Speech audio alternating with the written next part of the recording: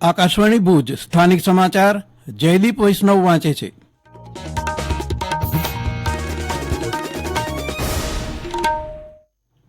નમસ્કાર. મુખ્યમંત્રી ભૂપેન્દ્ર પટેલે બાળ લકવા નાબૂદી અભિયાન 2024 અન્વયે નેશનલ ઇમ્યુનાઇઝેશન ડે અંતર્ગત રાજ્યવ્યાપી પોલિયો વિરોધી રસીકરણનો ગાંધીનગરથી પ્રારંભ કરાવ્યો હતો. રાજ્યના આરોગ્ય વિભાગ દ્વારા આ અભિયાન અંતર્ગત 0 થી 5 વર્ષની વય જૂથના 83,72,000થી વધુ ભૂલકાઓને આવરી લેવાનું આયોજન છે. કચ્છ જિલ્લામાં પોલિયો અભિયાન અન્વયે આજે જિલ્લાના કુલ 4,88,298 ઘરના 0 થી 5 વર્ષના અંદાજિત 3,17,000 બાળકોને પોલિયો ડોઝ આપવાનો લક્ષ્યાંક રખાયો હતો. આ માટે જિલ્લા આરોગ્ય શાખા તરફથી પોલિયોના 1,384 બૂથનું આયોજન કરાયું હતું.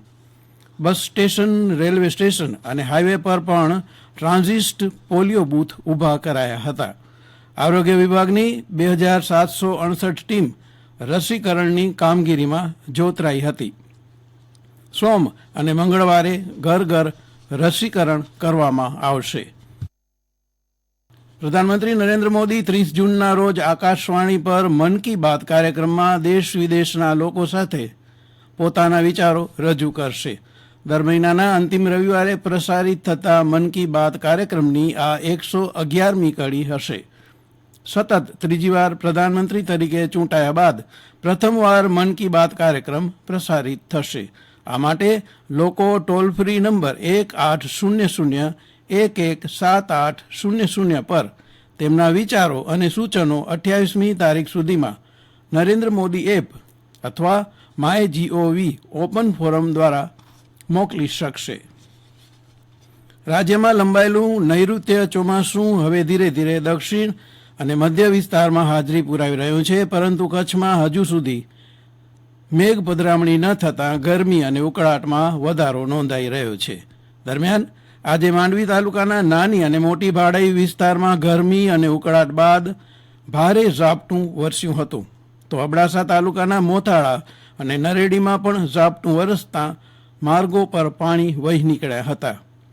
નાના દિનારા અને ખાવડામાં સાંજે ધીમી ધારે વરસાદ પડ્યો હોવાનું નાના દિનારાના ફઝલ અલી સમાએ જણાવ્યું હતું.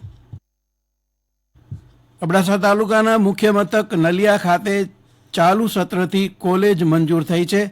સરકારી કોમર્સ એન્ડ આર્ટ્સ કોલેજમાં હાલ પ્રથમ મેરિટ લિસ્ટ બહાર પડ્યું છે, જેમાં 198 વિદ્યાર્થીઓના નામ યાદીમાં આવ્યા છે.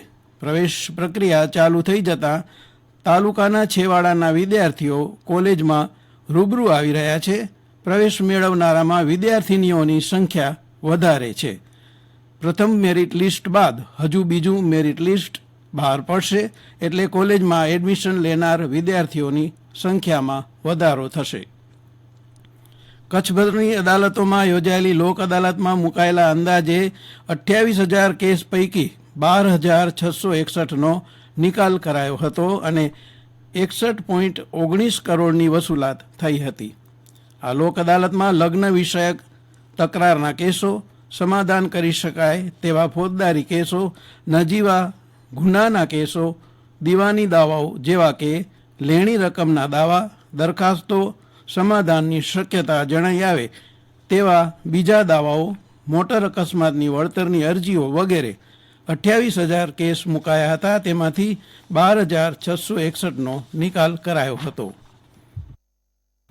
વિશ્વાસ નેત્રમ પ્રોજેક્ટ અંતર્ગત ભુજ શહેરમાં લગાવેલા સીસીટીવી કેમેરા મારફતે ગુના શોધનમાં ફરી એકવાર સિદ્ધિ મળી છે. ગુનાનો ભેદ ઉકેલવામાં ભુજ નેત્રમ ગુજરાતમાં બીજા નંબરે છે. રાજ્યમાં 1 જાન્યુઆરીથી 31 માર્ચ દરમિયાન કેમેરાનો ઉત્કૃષ્ટ ઉપયોગ કરી કેસ ઉકેલવામાં થયેલી સફળ કામગીરીનું મૂલ્યાંકન કરી ભુજ નેત્રમને શોધ કેટેગરીમાં ગુજરાત રાજ્યમાં બીજો નંબર આપવામાં આવ્યો છે. આ ત્રિમાસિક સમયગાળા દરમિયાન કેમેરાની મદદથી 81 ગુના ઉકેલવામાં આવ્યા હતા, જેમાં ચોરીના 22, અકસ્માતના 17, ગુમ વ્યક્તિ, મોબાઈલ, પર્સ, પાર્સલ, અન્ય ચીજ વસ્તુના 19 તથા 23 અન્ય કેસોનો સમાવેશ થાય છે. રેલવેના જયપુર ડિવિઝનમાં અલવર રેવાડી સેક્શનના અંડરપાસના બાંધકામ માટે બ્લોકને કારણે ભુજ બરેલી ભુજ એક્સપ્રેસ ટ્રેન 26 જૂનના પરિવર્તિત માર્ગ પરથી દોડશે. અને આ સાથે સમાચાર પૂરા થયા.